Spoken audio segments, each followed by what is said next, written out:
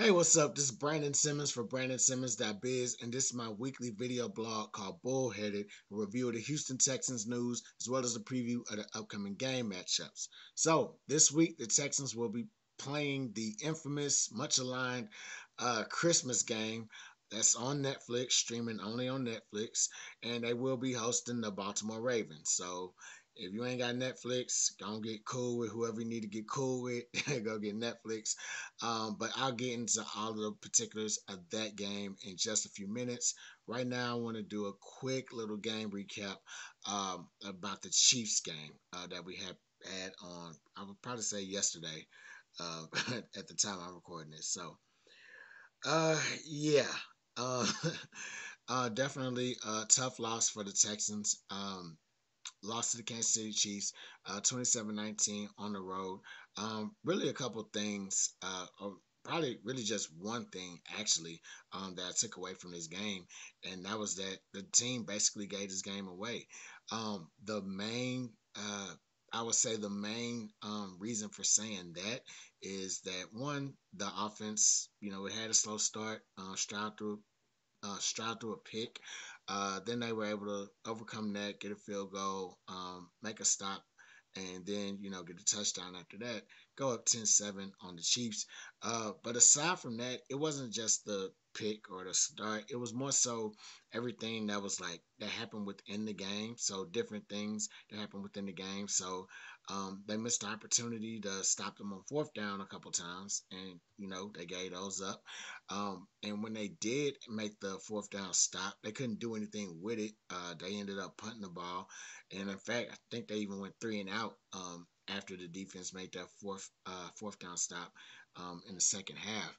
Uh, they touchdown pass to Tank Dell, and I'll get into Tank Dell in a minute.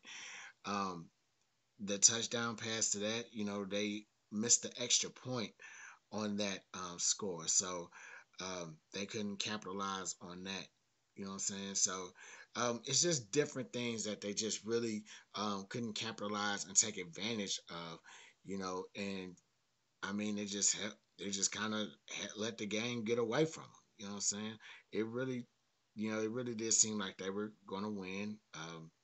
They seemed like at the very least, they had a chance or a shot at winning this game. But just silly, just silly, just silly errors and things like that. Now, given that it's the Chiefs, and I've seen the chat online, I will address the elephant in the room on that. Yes, I do think a lot of those calls are bogus. Like I think I think somebody brought up the pass interference, or the defense, no, not pass interference, the defensive holding on Derek Stingley, and it was like, what? Like, you know what I'm saying? And personally, at the very least, if you're gonna call that, then that would have to be an offsetting penalty. You know what I'm saying? Because they were both kind of grabbing at each other. Pause. But but at the same time, like, it's, I don't know. Like, I it's not that I hear it all the time about the Chiefs, because I actually, their games on TV like almost every week. So we'll see it happen. Like, it's definitely like one or two calls where you like, how did they not call that, or how did they call that? You know what I'm saying? So um not a conspiracy theorist. Don't know what the end game is here for why they would do that for the Chiefs if they did that or whatever. But definitely yesterday there was some like crazy calls. So but yeah, just to basically wrap it up, aside from the crazy call controversy, um, they basically, Texans really kind of gave this game away, and well, actually bringing the calls back in a little bit, it kind of reminded me of what I wanted to say going into last week's video, that they need to be disciplined. You know what I'm saying? Like, they need to show a little bit more discipline on, what I'm saying, defense and things like that. As far as like, not in the purpose of like, well, yeah, not in the purpose of like giving up big plays, but definitely in the purpose of uh not drawing those uh not drawing not drawing those penalties like intentionally or justifiably, but even then you couldn't even like justify why they called those penalties. So yeah. So back to my original point, Texans gave the game away, and now they have another game that they cannot give away. So moving on. I don't have a real injury report this week. Game just happened yesterday. Um, Practice might go. Our practice gonna go for those guys, and so I don't know what's if it's gonna be continued or not. But what I will do is I just express my thoughts on the Tank Dell injury. So only thing I know so far is probably what y'all know or what y'all have already seen on the internet or that's being reported. Tank Dell had a dislocated kneecap. I'm saying it happened in the third quarter of the Chiefs game while he was going out for going up for a touchdown pass.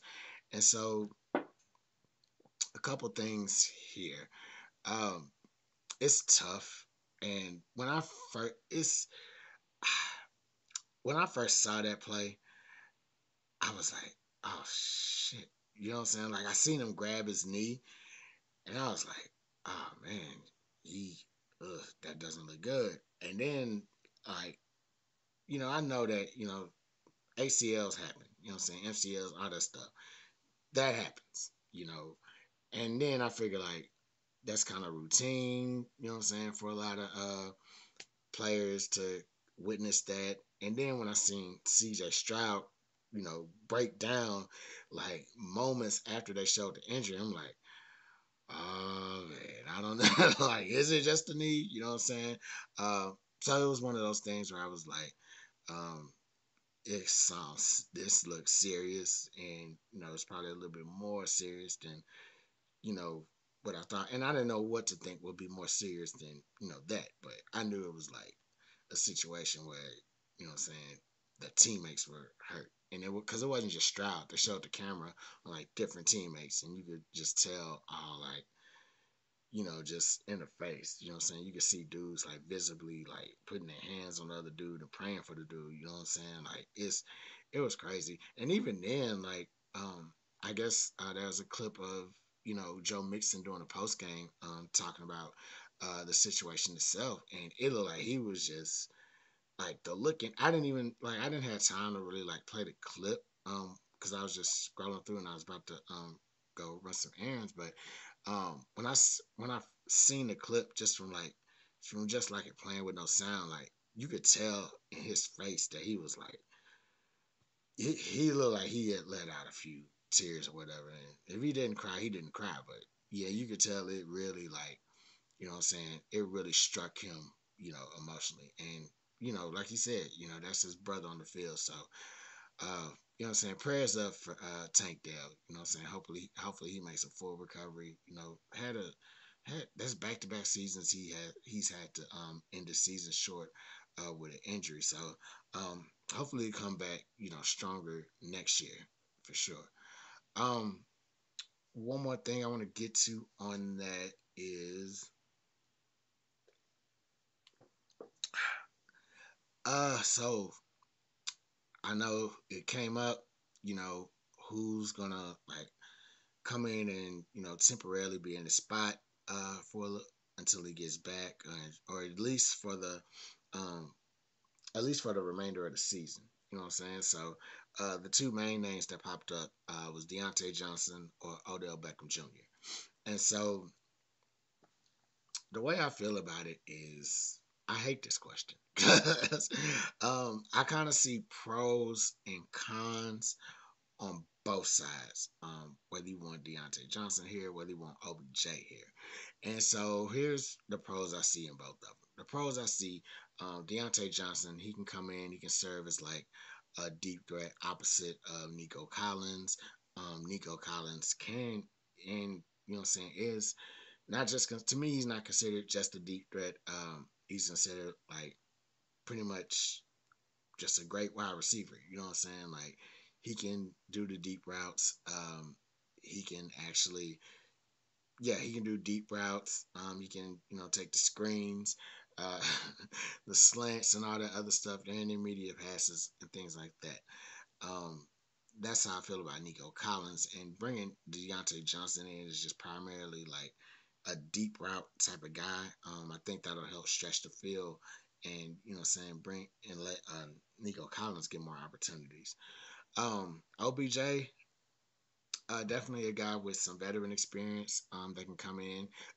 This guy, excuse me, um, yeah, so he can come in, provide some veteran experience, some know-how. This is still a very much young group of wide receivers and just a young group in his team overall. So him coming in and being, a presence in that locker room, I think he'll fit right in. You know, I definitely think he'll fit in with his locker room. So there's no worries on that. Cons. So speaking of locker rooms, my con on Deontay Johnson is kind of that, even though I don't know him like that for real. Um, so like with Deontay Johnson, he's been with the Panthers. He's been yeah, Panthers. Yes, sorry, he started with the Steelers. Yes, started with the Steelers. Then he went to the Panthers, and then they traded him to Carolina, or he went to Carolina. Then Carolina traded him to the Ravens. So such a short career, but he's been on like quite a few teams already. So um, that would be my con for him. As far as the con for OBJ, it's obvious. He's a little bit older. Uh, he might just be really famous off of that one catch. You know what I'm saying? And so it's gonna be kind of tough to really just uh so yeah that so yeah that's so yeah bringing him in, I don't know if it'll help boost anything. Bringing OBJ in, I don't know if that'll boost anything. So that's where I'm at with it. I'm leaning more towards Deontay Johnson, despite the locker room shenanigans or lack thereof. uh, but definitely, I think aside from all that, I would definitely choose Deontay Johnson, and what I'm saying, just really kind of take it from there, see what he has to offer. So, okay, wait,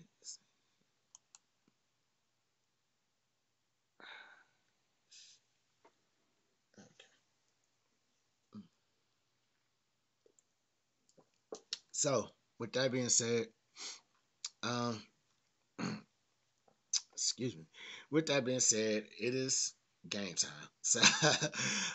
So yeah, Christmas Day, Texans will be hosting the Baltimore Ravens, and it's it's going to be a doozy.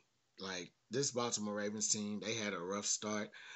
Went 0-2 start the season. Then they quickly turned things around. They beat their They beat their divisional nemesis yesterday, the Pittsburgh Steelers. So they're feeling pretty good about themselves. Uh, they're gonna come in here and they're gonna be looking. They're kind of in the they're actually the fifth seed in the playoffs, so they're like right behind us, and they actually have more wins than we do as well. So um, they're gonna be looking to kind of taking over their division and just need to start racking up more wins, and that's more than likely. Yeah, that's more than likely what they're just trying to do, like trying to get their division. Because I think you know if they reach, if they make the trying to think, if they win their division, they'll likely be the third seed. You know what I'm saying? So uh, the third seed with the home field advantage in the first round. So we'll definitely it's they'll have something to really just kind of fight for. Um, as for us, we're still in that fourth seed. We won our division. Um, we want to climb up to the top. It's nice to go up to that top and be number one in the conference, but that may or may not be the case, to be honest with you. So, with the Ravens coming in, it's going to be a tough game for the Texans to do that. So, here's a couple things that the Texans should do, and I'm gonna just try to hit these like bam, bam, bam, bam. So, number one, play calling has to be better. Um, I know that announcer was sick of that of that wide receiver screen being called. Man, he was like, "They're running this wide receiver screen and it's not working." Dude was up to here with it, and if he's up to here with it, I'm pretty sure every Texans fan in right now don't even want to hear the words wide receiver or screen put together. You know what I'm saying? People with a screen door don't even want to hear the word screen right now. So yeah, the play calling just has to be better. Ravens defense, they are smart and they are well coached. Uh, they had they are super talent like everywhere. They got talent at safety with players like Kyle Hamilton. They have talent at the linebacker position with guys like Kyle Van Noy. The thing I like the story they told about Kyle Van Noy yesterday. They were like, last year, at the start of the year, he was out of the league. You know what I'm saying? And then fast forward to this year, he has like 10 and a half sacks. So um, I really think that, yeah. So it's I really think that this is just a smart, this is a defense that's just smart and just well coached, and in addition to that, they're talented as hell. So, so yeah, what the one thing we need to do is just stay away from repetitive plays like that, because my my thoughts were, maybe he is trying to set up um, the fake. You know what I'm saying? And not just once, but like maybe for a couple times. But they still kept like after the one time that they did get it right, they still kept sniffing out that fake. So definitely, yeah. So definitely just stay away from the repetitive plays because the Ravens they they up here with it. You know what I'm saying? And they will definitely try to figure you out. And ain't no try. They will definitely figure you out if they notice a pattern in your offensive approach. Um, Challenge their secondary. So Ravens secondary, Ravens pass defense, mind you, dead last in the league. So it's best to like just challenge their second. Excuse me, challenge their secretary. Excuse me, secretary. Challenge. It's a long weekend. Challenge their secondary. um, yeah, challenge the secondary. And just kind of manipulate it. You know what I'm saying? Like I said, they got Kyle Hamilton back there. Very versatile safety that they like to put all over the field. So kind of manipulate that strategy in a bit, and what I'm saying, just kind of throw the ball, maybe away from him or away from his area or whatever. But definitely manipulate the changes within that secondary. um, Last thing is scroll down.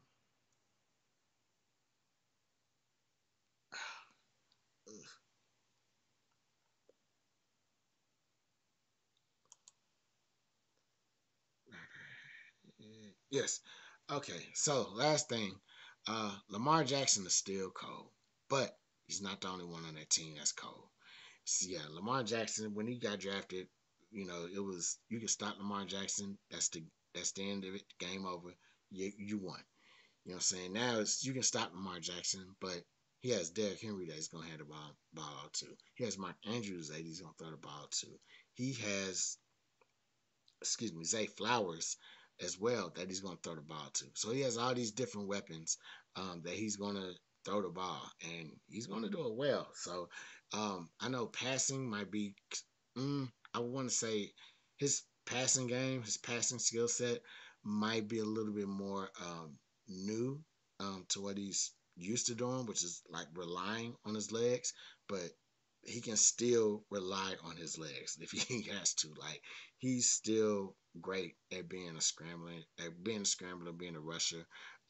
He's really like great at that. So um, definitely just keep him in check. He leads the league in the team leads the league in rushing. That's thanks in large part to Derrick Henry, who they just got from the Titans this year or this past off season. So definitely what you'll want to do is just kind of keep Lamar in check. Probably put Christian Harris on him. Did a good job on him last year. I believe it was in the divisional round. Uh, let's see. So yeah, just kind of keep him in check on that. And not just him, kind of, watch out for Derrick Henry, Zay Flowers, Rashad Bateman. All those guys are pretty much dangerous, and they get in the open field, then it's over.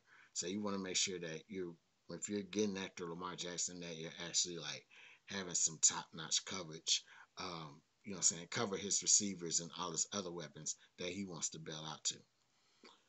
So, that's all I got for y'all this week. Short week. Hopefully, I wasn't too long, and that I determined that was a lie.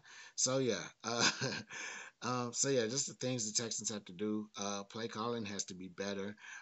You have Texans have to challenge their secondary, and Lamar Jackson, he is still cold, but he's not the only one that's cold on that Ravens team.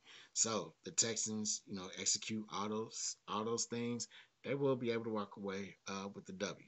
So that is all I got for y'all today. I'm Brandon Simmons for BrandonSimmons.biz. If you're watching this on Facebook, Facebook.com/BrandonBlog. If you're watching this on YouTube, um, like this video, click the subscribe button, share this video as well, and like the video on the Facebook page as well. But yeah, if you're watching this on YouTube, like this video, share this video, click the subscribe button. Um, and that's about it. So yeah, I'm Brandon Simmons from BrandonSimmons.biz. Holla black.